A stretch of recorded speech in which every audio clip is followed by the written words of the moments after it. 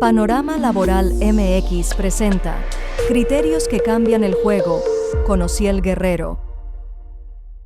¿Qué tal? Bienvenidos a Criterios que cambian el juego, una edición de Panorama Laboral MX en donde analizamos las sentencias laborales más relevantes y el impacto que tienen para las empresas en México.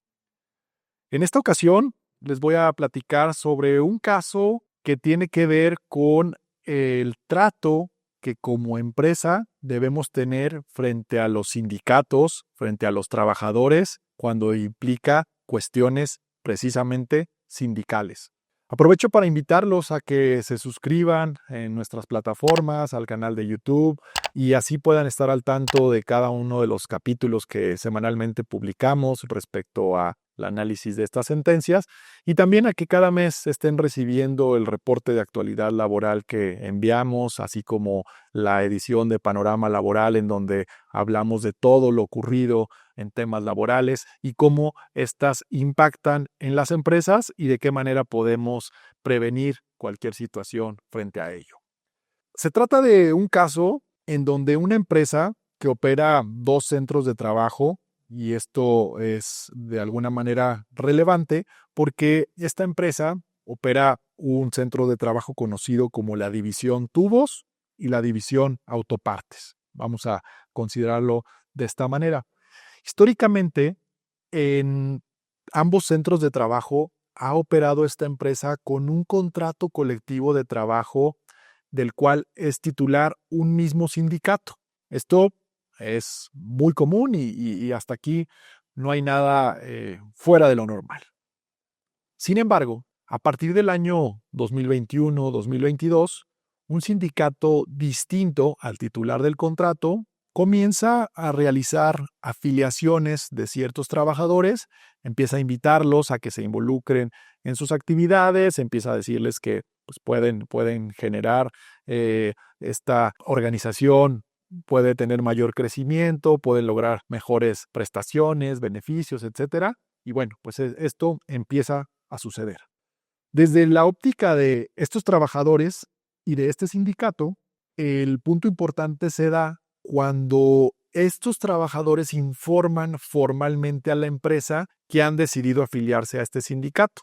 Ya decíamos, la empresa acostumbrada a trabajar exclusivamente con un sindicato, en esas fechas recibe una notificación de un procedimiento paraprocesal que presentan ciertos trabajadores diciendo: yo ya no pertenezco a cierta central obrera, ahora pertenezco a esta otra. Pues a partir de ahí se detonan varios hechos en concreto. Señalan los trabajadores que algunos supervisores y jefes de área comenzaron a reprimirlos, a aislarlos y a señalarles cuestiones como que debían tener cuidado, que debían cuidar su trabajo, que no debían exponer su trabajo involucrándose en temas sindicales y menos con ese sindicato, porque señalaban este sindicato no tiene representantes en la empresa, entonces, ojo, y entonces los trabajadores empiezan a sentir estos actos pues como represalias.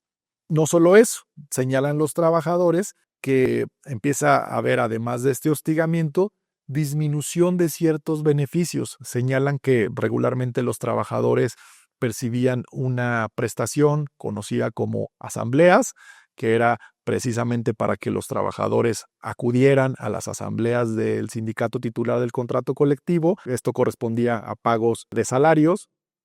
Sin embargo, en el caso de ellos, dice, se les retiró. En paralelo, este sindicato denuncia un cambio en el trato económico. Ya decíamos, días pactados como festivos para asambleas sindicales que antes se pagaban, dejan de pagarse a quienes se cambiaron. Además, señalan un esquema de contratación temporal sin vacaciones ni prestaciones equivalentes para un grupo de trabajadores en lo particular. Antes de demandar, el sindicato, supuestamente lo que señala acá en el juicio, intentó varias vías de diálogo. Presentó estos procedimientos paraprocesales y buscaba, pues bueno, tender puentes con la empresa. Sin embargo, señala, esto no fue posible.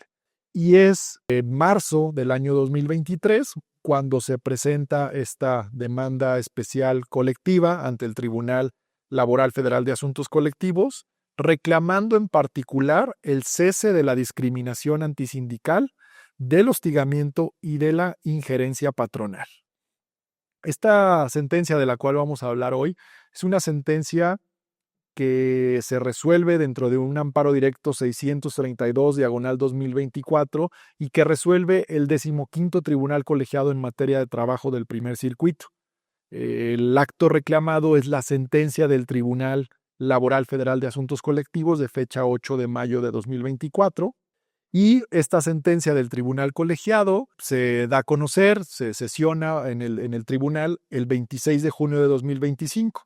Sin embargo, es relevante y novedoso a estas fechas porque es apenas el pasado 24 de octubre de 2025 que la Suprema Corte de Justicia de la Nación, a través del Semanario Judicial de la Federación, publica una tesis aislada basada precisamente en esta sentencia.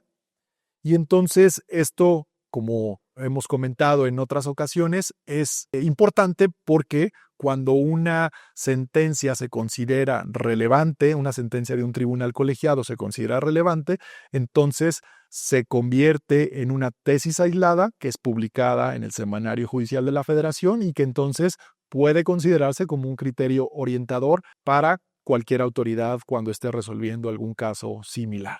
Esta es una sentencia redacta y propone al tribunal colegiado el magistrado ponente y presidente de este tribunal colegiado, el licenciado Arturo Cedillo Orozco, así como quienes integran este tribunal es el magistrado Roberto Borja, secretario en funciones de magistrado, y la magistrada Perla Pérez Sánchez, también secretaria en funciones de magistrada. Es una sentencia que se resuelve y se vota por unanimidad, es decir, los 3 magistrados estuvieron de acuerdo con esta sentencia, y a continuación platicaremos de qué se trata.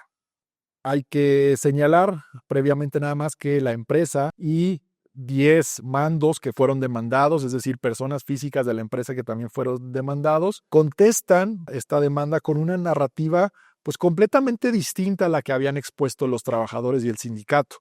Ellos, si bien es cierto, sí reconocen la existencia de 2 sindicatos y de los procedimientos paraprocesales que ya hablábamos, pero ellos sostienen que en la planta jamás ha habido estos actos de discriminación sindical, que jamás ha habido hostigamiento, ni mucho menos injerencia de parte de la empresa en las actividades sindicales, que todo esto en realidad son apreciaciones subjetivas de los actores, es decir, de los trabajadores y del sindicato que los representa.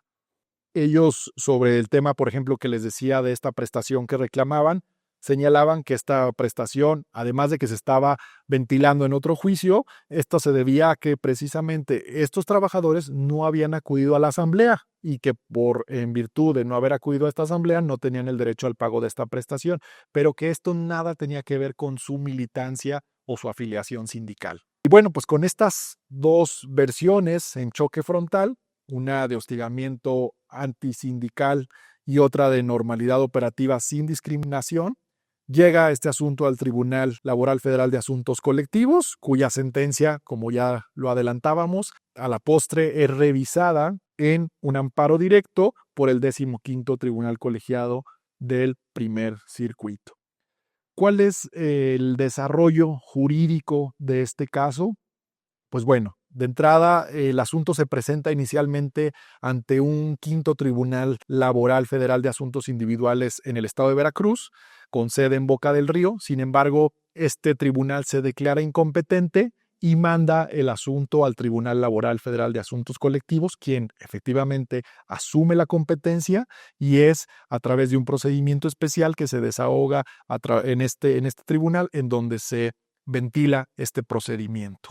El asunto tramita como procedimiento especial colectivo, ya decíamos, ante el Tribunal Laboral, y la demanda se dirige contra la empresa como contra diversos mandos que eran supervisores y jefes. ¿Cuáles eran las pretensiones de los actores, en este caso los trabajadores y el sindicato, y cuáles son las defensas que plantea la empresa En el juicio, los actores reclamaban que se declarara la existencia de actos de discriminación antisindical, la existencia de injerencia patronal y el cese inmediato de dichos actos, y que se adoptaran medidas para garantizar la libertad sindical. La empresa y los codemandados ponen las siguientes defensas, señalando que no existe injerencia ni discriminación, que las decisiones de movilidad interna, cambios de área o puestos obedecen específicamente y exclusivamente a necesidades operativas y no a motivos sindicales, y alegan que los temas económicos como el pago de los días de asamblea son cuestiones individuales y no derivan de un tema sindical.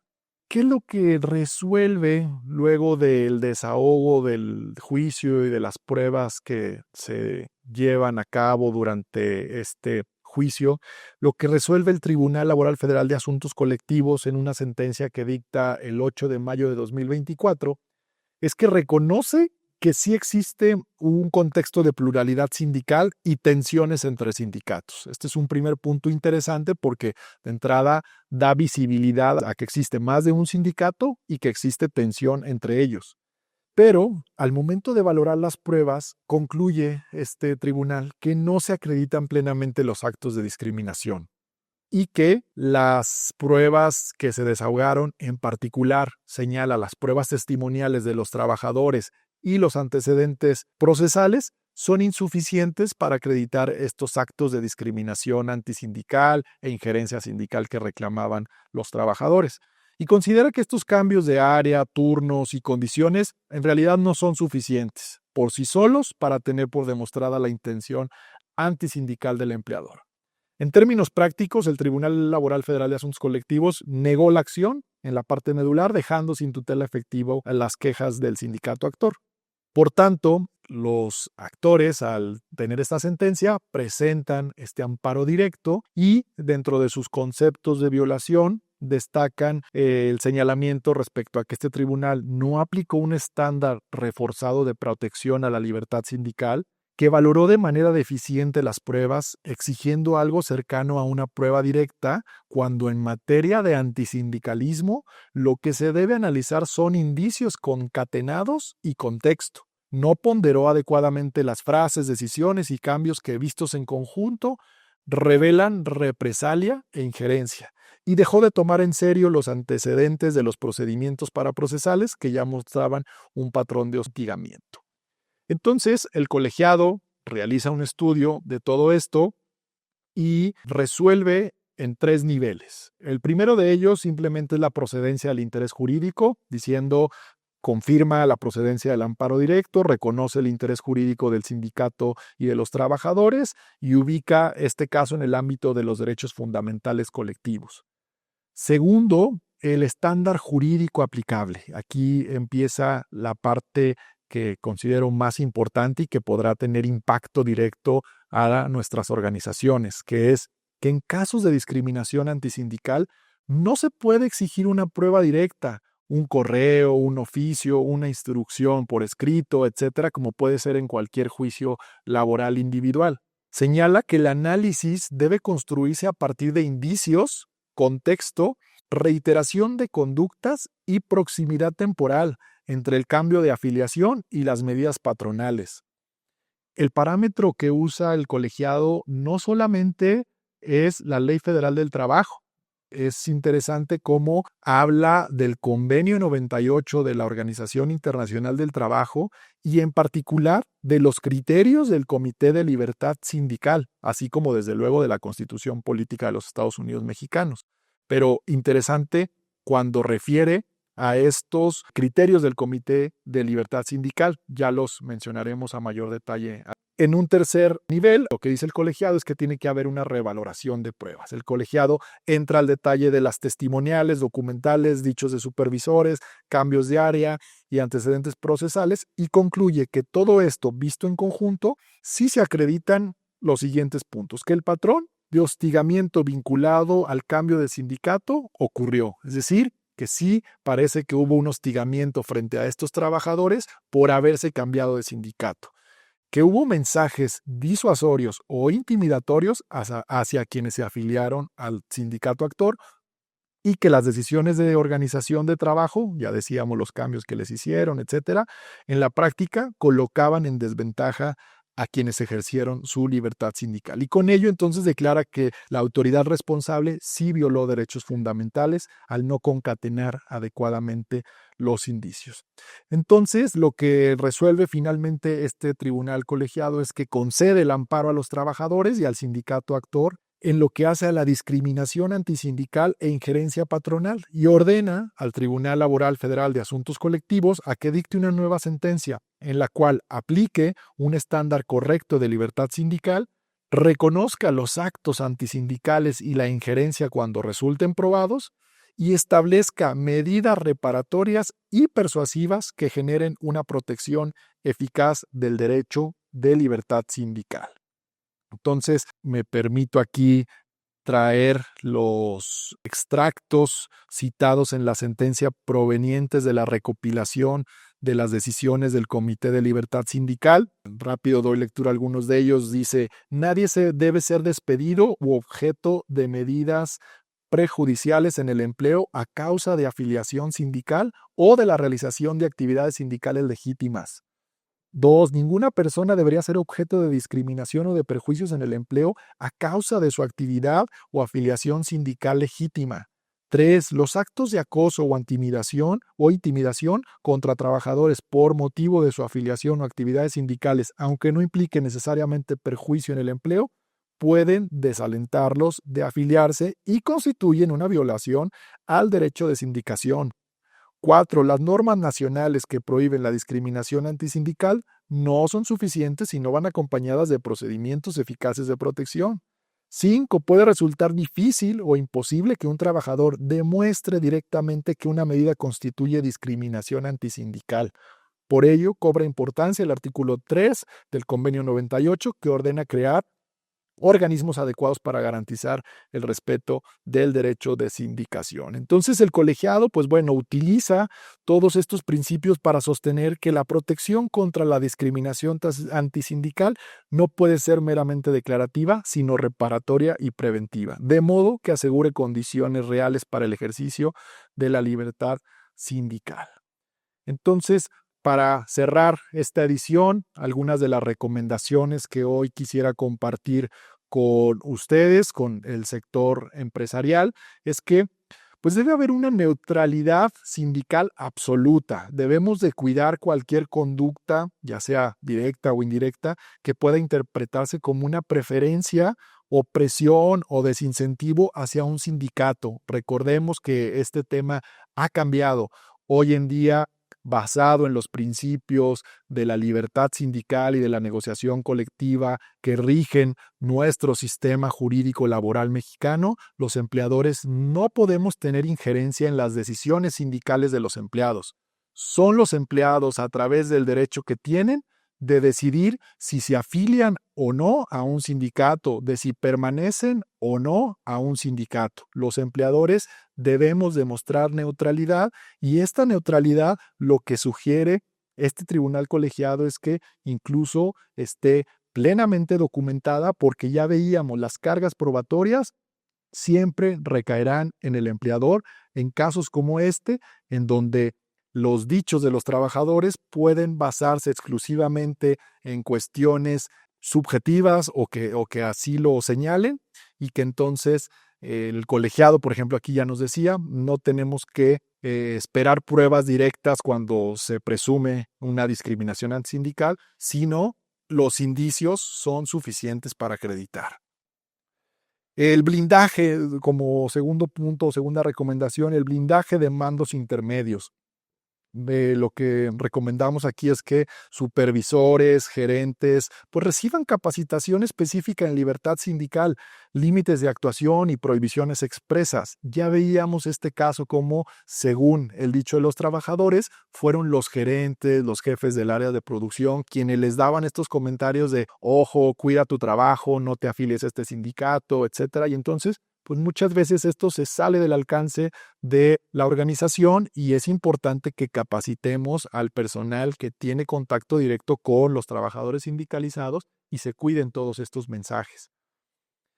Además, desde luego, como tercera recomendación, establecer protocolos internos obligatorios, incluir lineamientos sobre la interacción con sindicatos, no solamente el sindicato mayoritario titular del contrato colectivo de trabajo, sino con los sindicatos minoritarios. Y desde luego, medidas preventivas estructurales, crear comités internos, auditorías periódicas de clima laboral, etcétera, etcétera. Hace unos días participé en el foro laboral nacional organizado por la Coparmex en la ciudad de Guadalajara, Jalisco, y precisamente en una de las pláticas que se hablaba sobre la intervención que ha habido de parte de Estados Unidos y Canadá, en particular Estados Unidos a través del TEMEC y de este mecanismo laboral de respuesta rápida, y de cómo debemos cuidar que las empresas pues, no caigan en ciertas violaciones a estos temas de denegación de derechos sindicales que pueden derivarse en la aplicación de este mecanismo laboral.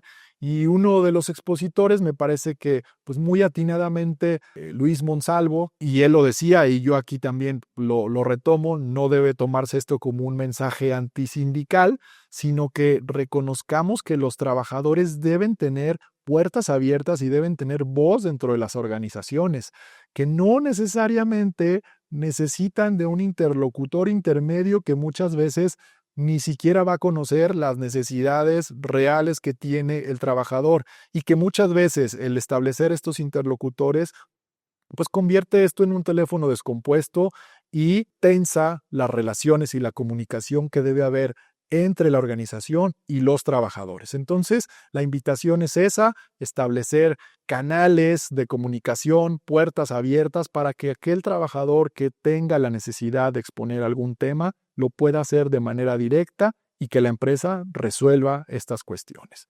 Les agradecemos mucho habernos acompañado en esta edición en esta semana. Los invitamos nuevamente a que se suscriban. Cualquier tema relacionado con este caso, si gustan recibir en su correo el reporte de actualidad laboral cada mes o la sentencia en su versión pública que hemos platicado el día de hoy, también me pueden contactar en ociel.guerrero@vegaguerrero.com. Muchas gracias y nos vemos en la próxima.